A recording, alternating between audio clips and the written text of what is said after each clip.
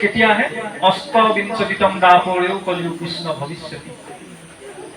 আমাৰ যে 4 যুগ আছে, সত্যত এটা দাপৰ কলি, হয়নে? সত্যৰ পূৰ্ণই 17,20,000, তেতাৰ 12,94,000, দাপৰৰ 8,64,000, কলিৰ 4,32,000।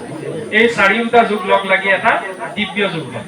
এনেকুৱা 71টা দিব্য যুগ লগ লাগি এটা মন্বন্তৰ, 43টা 30,67,20,000 বছৰ এটা মন্বন্তৰ। এনেকুৱা 14টা মন্বন্তৰ আছে। 14টা মন্বন্তৰত 14জন মুনিয়ে শাসন কৰে। এতিয়া 7ম মনু বৈবস্বতৰ শাসনকাল চলি আছে। ইমানলৈকে টাইম ডিটেইল ভাগৱতত আছে।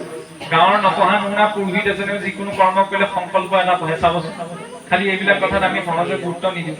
যিকোনো কাম কৰা যে কয় নহয় যে চেতবাৰাসকল্পে বৈবস্বতম মন্বন্তৰে অষ্টবিংশতিতম কলিযুগে কলি প্ৰথম চৰণে অমুকৰ আশিষ্টিতে ভাস কৰে, অমুক পক্ষে অমুক তীৰ্থ অমুক ঋষি গুৰুত্বস্য ইতি কৰ্মাহন কৰিছে। এইবিলাক মন্ত্ৰহে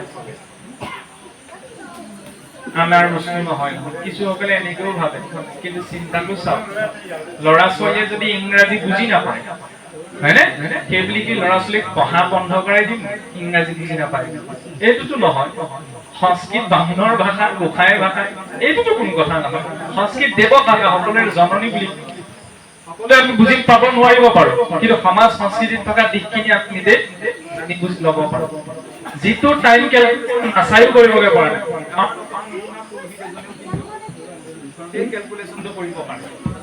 কেনেকে কৰিব পাৰে? এই যে কোৱা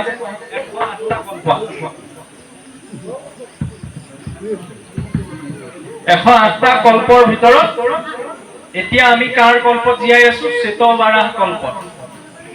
শ্বেতবাৰাহ কল্পে 14জন মনুৰ শাসন কালত 7ম মনু বৈবস্বতৰ শাসন কাল, বৈবস্বত মন্বন্তৰে। কেই নম্বৰ কলিযুগ? 28 সংখ্যক কলিযুগ।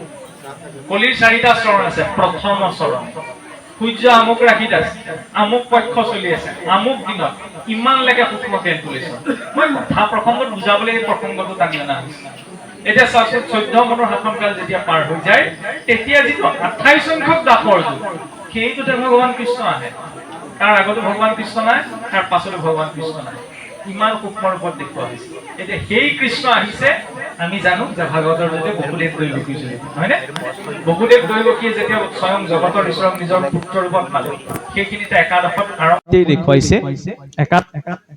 সম্পূৰ্ণ 34টি অধ্যায় আছে। পোন প্ৰথমতে আৰম্ভ হৈছে কি নিমিনৱ সিদ্ধ সংবাদৰ জৰিয়তে। এই নিমিনৱ সিদ্ধ সংবাদ কোনে কাক কৈছিল?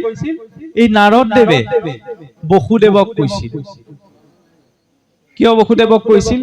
যিজনা বসুদেৱে স্বয়ং জগতৰ ঈশ্বৰক নিজৰ পুত্ৰ ৰূপত পালে, সেই বসুদেৱে তেতিয়ালৈকে কিন্তু মুক্তি পোৱা নাই, যেতিয়ালৈকে কৃষ্ণক ঈশ্বৰ ৰূপত ভাৱনা কৰি ভজনা কৰা নাই। যেতিয়া ভগৱান কৃষ্ণ মথুৰালৈ গুচি গ'ল, বসুদেৱৰ মনত লাহে লাহে এটা চিন্তা সোমাবলৈ ধৰিল।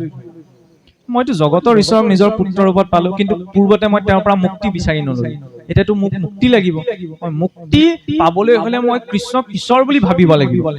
কিন্তু কৃষ্ণ বুলি ক'লেচোন মই তেওঁক নিজৰ পুত্ৰ ভাৱটোহে আহে, ঈশ্বৰ ভাৱটো নাহে। তেতিয়াহ'লে মই তেওঁক কেনেদৰে ঈশ্বৰ বুলি ভজনা কৰিম? এই চিন্তাটো কৰি এদিন বহি থাকোতে তেওঁৰ গৃহলৈ আগমন ঘটিছে বোলে নাৰদ দেৱ। তাৰপৰা কি দেখুৱালে? কৃষ্ণক আমি কৈছো নহয়, আমাৰ সংস্কৃত শ্লোক এটাত আহে, তমেব মাতা চ পিতা তমেব, তমেব বন্ধু চ সখা তমেব, তমেব বিদ্যা দ্ৰবিণং তমেব, তমেব সৰ্ব মম দেৱ দেৱ। তুমিয়েই পিতৃ, তুমিয়েই মাতৃ, তুমিয়েই সহুত, তুমিয়েই সকলো পদাৰ্থ। আমি ভগৱানক নিজৰ সুহিত, বন্ধু, পিতৃ মাতৃ বুলি ভাবিব পাৰো, কিন্তু ভজনা কৰাৰ সময়ত ঈশ্বৰৰ ৰূপতেই ভজিব লাগিব। কাৰণ বন্ধু বুলি ক'লে এনেকুৱা বন্ধু নহয় নহয় যাক মই পিঠিত ঢকা এটা দি কথা এটা ক'ব পাৰিম। জগতৰ ঈশ্বৰ হয়, নহয়নে? পিতৃ হল বুলি, মাতৃ হল বুলি নিজৰ পিতৃ মাতৃক যিটো যেনে ধৰণৰ কথা বতৰা পাৰিম, সেইজনৰ ওচৰত তেনেকে নোৱাৰো নহয়। জগতৰ পিতৃ হয় তেওঁ। বসুদেৱৰ কি হৈছিল? পুত্ৰ ৰূপত পালে।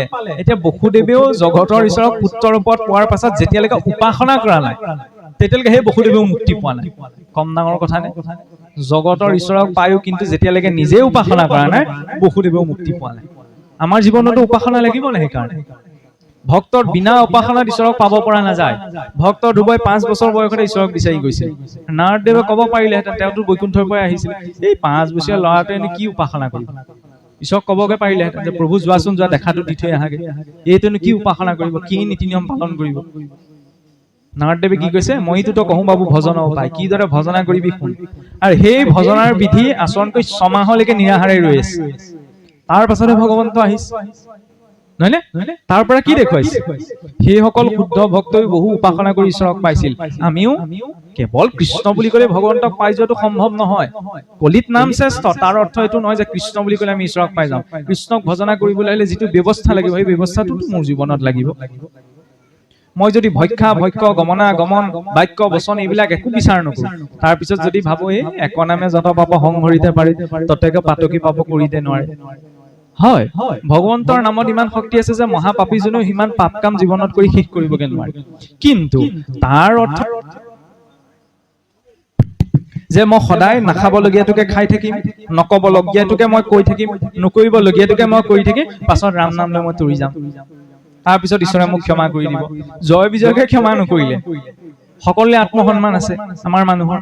যেতিয়া ব্যক্তিজন নিজৰ আত্মসন্মানৰ প্ৰতি মানে সতৰ্ক হয়, তেতিয়া ব্যক্তিজনে আত্মসন্মান নষ্ট হোৱা কোনো কৰ্ম নকৰে, নহয়নে? সকলো মনুষ্যৰে এটা এটা নিজ নিজ আত্মসন্মান আছে।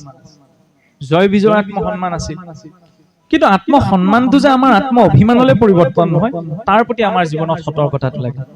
জয় বিজয় আত্ম অভিমানী হৈ পৰিল, সেইকাৰণে চাৰিহিতক অপমান কৰিলে, আৰু তাৰ বাবে ঈশ্বৰে বৈকুণ্ঠহেন স্থানৰ পৰা সহায় দিলে।